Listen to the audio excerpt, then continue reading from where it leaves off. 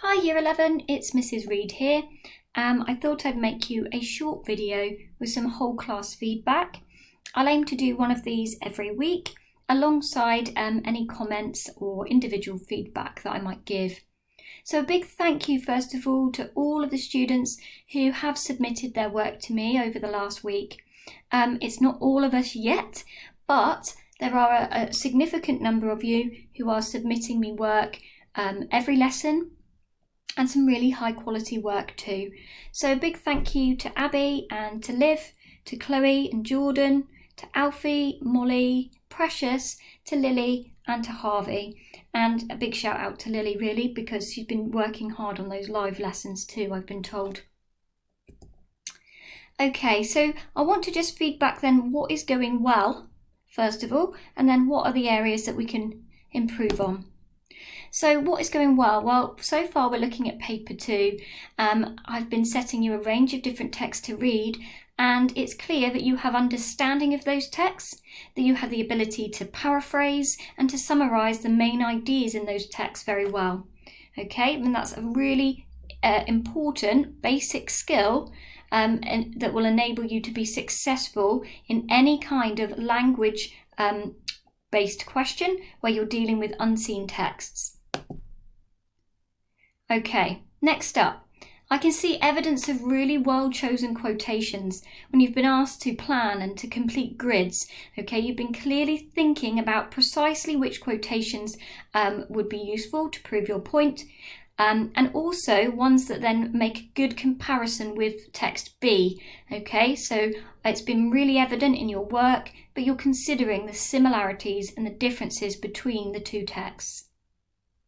Finally, it was really good to see lots of you creating glossaries. So where there was complex vocab or words you didn't understand, that you have looked up a definition, that you've created yourself a short glossary.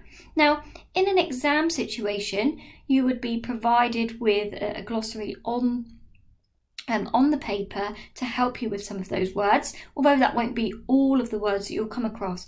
So actually, when you're doing this kind of work, that's helping you to build your vocabulary, which we know is important not just for reading, but for your writing marks too. All right, so some really good stuff happening. Right, so improvements then. Well, my first improvement, please, will be to have more regular submission of work from all students. Okay, so this means that I need evidence, okay, to show what levels you're working at. I need evidence so that I can help to plan your next sequence of lessons or identify the areas that are going to be most important for us to practice and to revise. So it's no good me continuing setting things when I perhaps haven't seen any work, because I don't know what your strengths are or where your weaknesses are and how to improve them if I'm not seeing your work week to week. Okay, so that bit's really important. Next up is just a reminder that for English you really need to be writing in full sentences. Okay, now sometimes you might be given a grid to plan in, for example. In that case, notes are absolutely fine. But when you're answering questions, say towards the end of a lesson, then writing in full sentences, making sure that includes capital letters and full stops, and that you're writing in sentences that are, well constructed, detailed, are showing your understanding. I've seen a fair number of bullet points and short notes that, although show that you've engaged with the text, don't really help me to see your full understanding. So those writing in full sentences is just really good standard practice for English. And also, we're expecting you in English to be writing extended text, writing at length, even at speed. So we need you to be practicing that daily. The last point then is really about the shifting your focus for paper 2. So sometimes I'm seeing students who are just retelling what happens in that text. Okay, now, one, there is an element of that. You do have to be clear about what the text describes, the content. But two, remember the focus of the paper is writers' viewpoints and perspectives. So, yes, we need to know the factual detail, literally what the text is about, but we also need to go beyond that and look at what does the writer think? What is their opinion? Does it change throughout the text? Can I identify any emotions and feelings? I might need to make inferences in order to do this. And I might also want to focus on the writer's tone. Okay. There's more on that last point in the next couple of lessons. You're going to be looking at writing about both texts in paper 2, question 4, and in doing so, you will be looking at the writer's viewpoints and emotions, etc. Okay, the last bit from me then really is some questions. It would be lovely to check in with you all.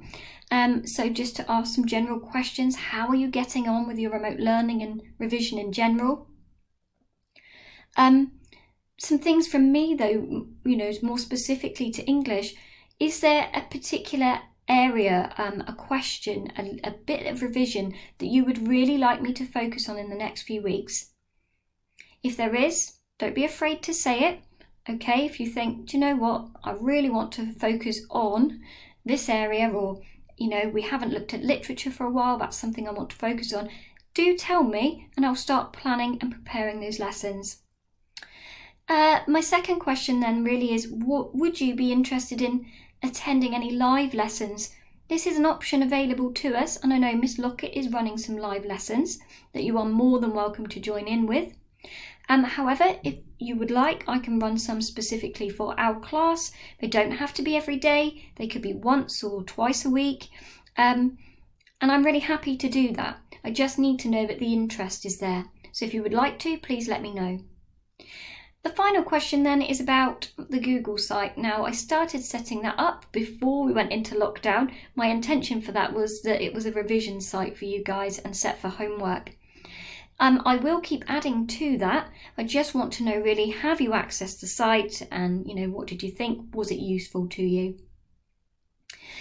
Please get in contact. My email address is at the bottom of the screen here. Feel free to answer any of those questions and ask any from me that you might have. Okay, I hope to hear from you all soon. Take care, guys. Bye-bye.